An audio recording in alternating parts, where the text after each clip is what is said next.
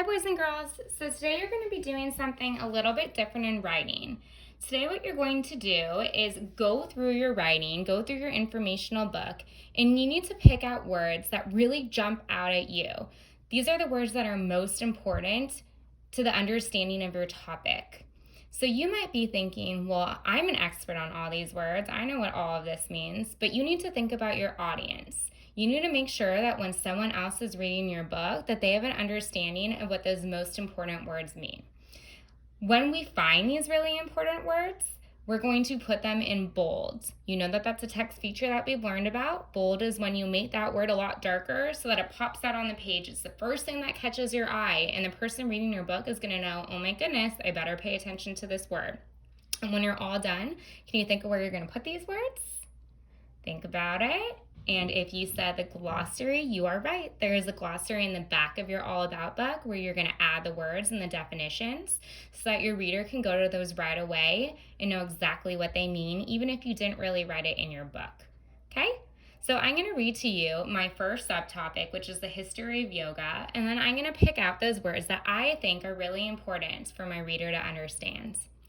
Do you ever wonder how yoga started? It is a mystery to many people. Let me tell you why this is. First, people believe that yoga began 5,000 years ago. That was a long time ago. No one is completely sure, though. This is because people did not write down yoga practices until well after it started. Next, there is evidence that yoga originated in India. Many yogis are fascinated with nature, which is why poses are named after plants and animals. As you can see, there is still a lot that we are learning about the history of yoga. So as I read, I thought, well, for one, the word yoga is probably really important. So I'm going to take my pen, my black pen, and I'm going to put this in bold. So I'm going to make it darker. It doesn't have to be perfect, but you want it to stand out, okay? And yes, I want you to do this in black. Okay, so now whenever I'm looking, I can see right away that yoga is an important word. The next word that I think that we should bold is originated. What does originated mean? So I'm going to go over it pretty quickly, but you guys might be able to go over it better when you have your black pen. I just don't want to waste your time. I want you to spend more time doing your own. Okay? Originated. The next word that I thought was important was yogis. What is a yogi? My readers should probably know. When they read many yogis are fascinated with nature, well, what is that? Okay. I like the word nature. Nature is kind of one of those words where you feel like you know what it means, and then I ask you, well, what is the definition of that? And then it's actually harder to tell the answer than what you originally thought. And the last word is poses. Okay, of course I know what the word poses means. I do yoga every day. I do poses every day. But what if there's someone who's never done yoga before? Are they going to know what the word poses means? Okay, so I have 5 words right now. So I'm going to flip back to my glossary where I already wrote my 5 words in.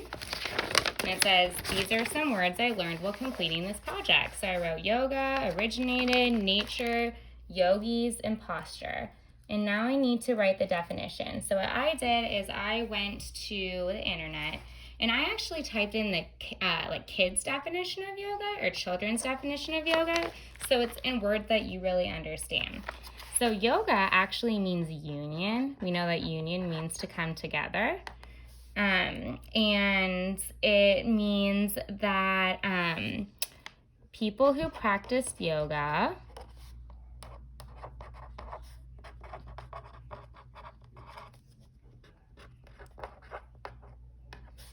seek this union